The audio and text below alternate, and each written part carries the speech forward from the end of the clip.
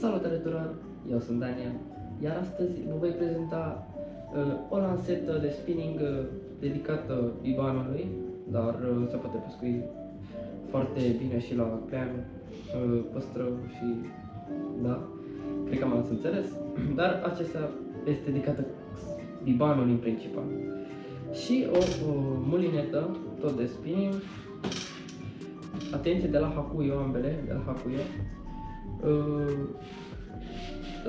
Aș vrea să încep mai întâi cu lanseta. Bun, deci lanseta, da?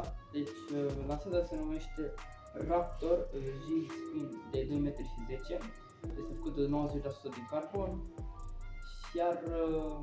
iar greutatea de lansare este de 2,8 grame.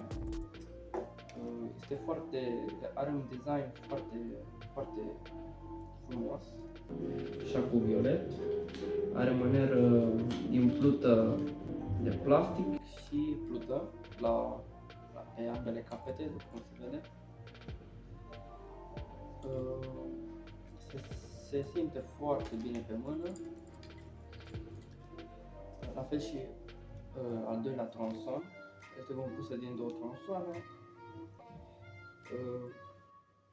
Este foarte subțire, deci nu știu dacă se vede clar în filmare, dar este foarte light, foarte frumoasă. Ia uitați cât de subțire este. Da. Eu recomand foarte mult, o găsiți pe magazinul Hakuyo. Ok. E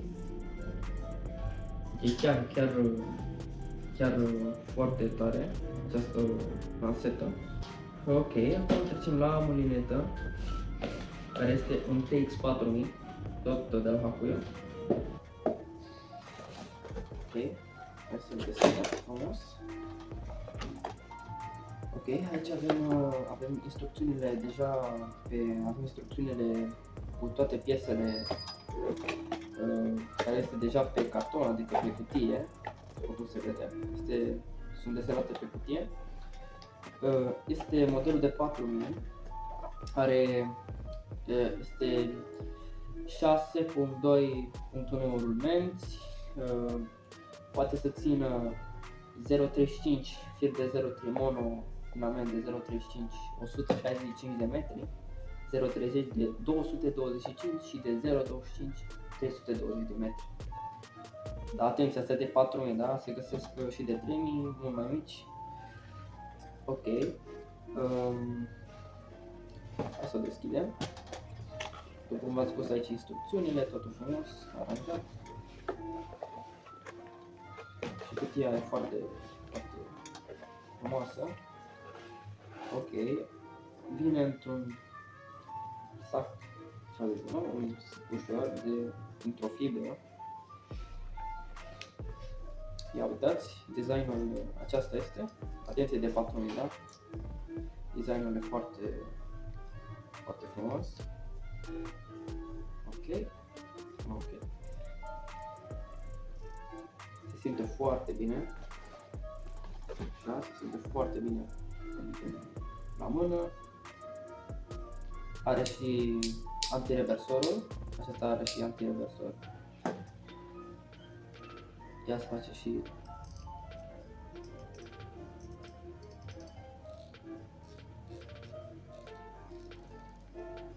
hai să o și desfacem.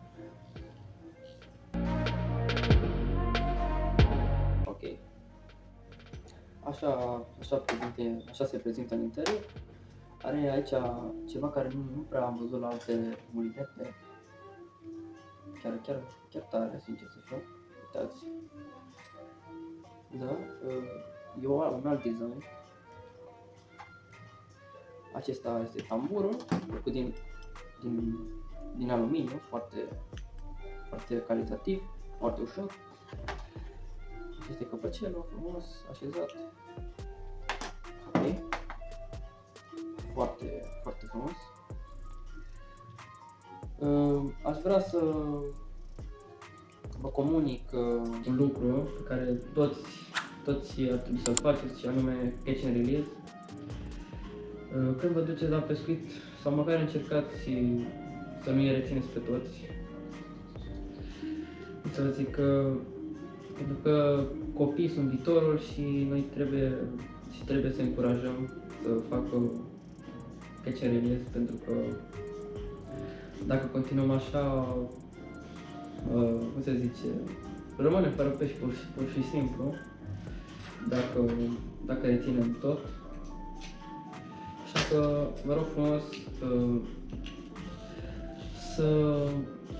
să promovați și dumneavoastră, care vă uitați chiar acum la acest videoclip, să promovați catch and release.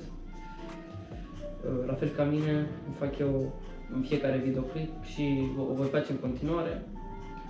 Chiar acum o să fac un videoclip în legătură cu gunoaiele, și gunoaiele, o altă problemă. La fel și catch and release, o să fie mai mulți copii și o să vorbim despre gunoaie, o să vorbim și despre catch and release. Și da, sper că a fost de ajutor acest rezumat, să zicem așa. Și nu uitați, catch and release îți protejează pasiunea.